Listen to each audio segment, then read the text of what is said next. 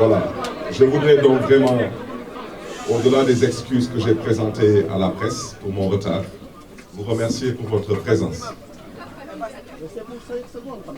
Et vous me permettrez de remercier toute l'assistance qui a bien voulu venir répondre massivement à cette conférence de presse pour échanger avec les Sénégalais et les Sénégalaises en général, mais particulièrement avec les Dakaroises et les Dakarois. Mais permettez-moi de remercier aussi la coalition Yewwi Askan Wi, fortement représentée aujourd'hui à ce point de presse. Et par ricochet, me permettrez de remercier la conférence des leaders de Yewwi Askan Wi pour leur soutien à travers les voix des présidents Khalifa Ababacar Sall et du président Ousmane Sonko. Me permettrez aussi de remercier tous les Sénégalais et les Sénégalaises d'ici et de la diaspora qui m'ont manifesté leur soutien face à cette agression et cette injustice contre la démocratie sénégalaise. Je le dis, je le répète, au mois de mars dernier, j'avais dit qu'il ne s'agissait pas du président Ousmane Sonko, il s'agissait de nous tous.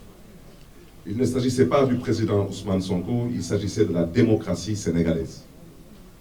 Aujourd'hui, je reviens pour dire la même chose. Il ne s'agit pas de Barthélémy Diaz, il s'agit de nous tous. Il ne s'agit pas de Barthélémy Diaz, il s'agit de la démocratie sénégalaise. Et à ce titre, vous me permettrez de faire une petite genèse, parce que nous sommes malheureusement dans un vaste et vulgaire complot politique. C'est de ça qu'il s'agit. Mais ce complot politique ne passera pas. Il ne passera pas parce que les Sénégalais ont décidé que ça ne passera pas. Et à ce titre, je demanderai aux Sénégalais, aux Sénégalaises, particulièrement à cette jeunesse sénégalaise, de se mobiliser fortement ce mercredi 10 novembre et d'envahir le tribunal de Dakar. Parce qu'il semble que le problème du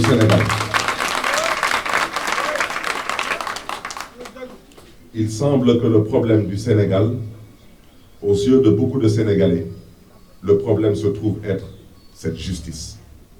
Cette justice qui doit rendre le droit au nom du peuple.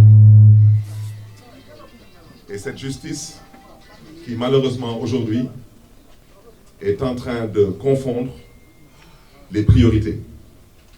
Les priorités au Sénégal ont pour nom bonne gouvernance, ont pour nom démocratie, ont pour nom lutte contre la pauvreté. Ces priorités n'ont pas pour nom comploter contre les adversaires politiques. Ces priorités n'ont pas pour nom instrumentaliser la justice à des fins politiciennes.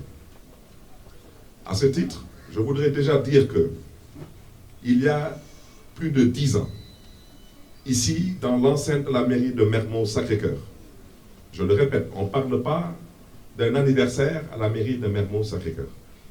On ne parle pas d'une promenade à la mairie de Mermoz-Sacré-Cœur. On parle d'un dossier qui s'appelle « Attaque de la mairie de Mermoz-Sacré-Cœur ».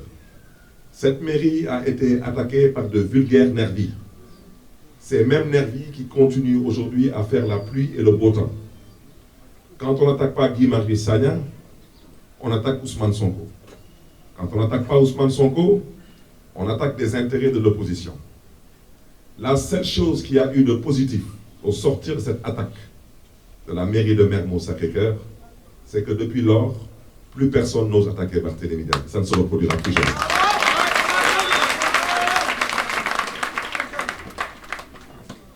Comme quoi, dans la vie, il y a des moments où on traverse des épreuves. Ces épreuves, on les traverse avec dignité. Et moi, la mienne, je l'ai traversée avec dignité. Je voudrais rappeler le contexte. C'était un contexte lié à une possibilité, pour ne pas dire une volonté du régime d'alors de faire un troisième mandat. Et ce troisième mandat, on considérait qu'il était antidémocratique. Malheureusement, cette même justice nous a mis dans une situation où on a été obligé d'accepter cette forfaiture, qui au passage a coûté tout de même 17 morts au Sénégal. 17 morts.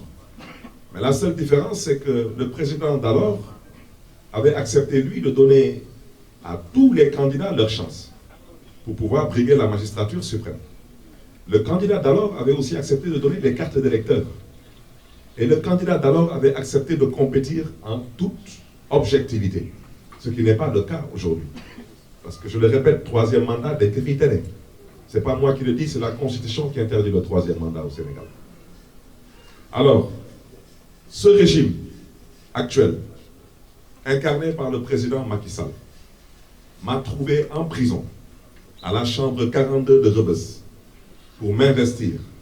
J'étais le deuxième responsable socialiste sur la liste nationale à la députation. Alors aujourd'hui, malheureusement, beaucoup d'eau a coulé sous les ponts. J'ai fait une magistrature, excusez-moi, j'ai fait une législature plus ou moins, sous le label de Benno Bokk Yakaar. Sur les 5 ans de cette législature, pendant 3 ans, j'ai été en coalition avec le parti du président Macky Sall et le président Macky Sall. Dès le jour où j'ai accepté le principe que le Parti socialiste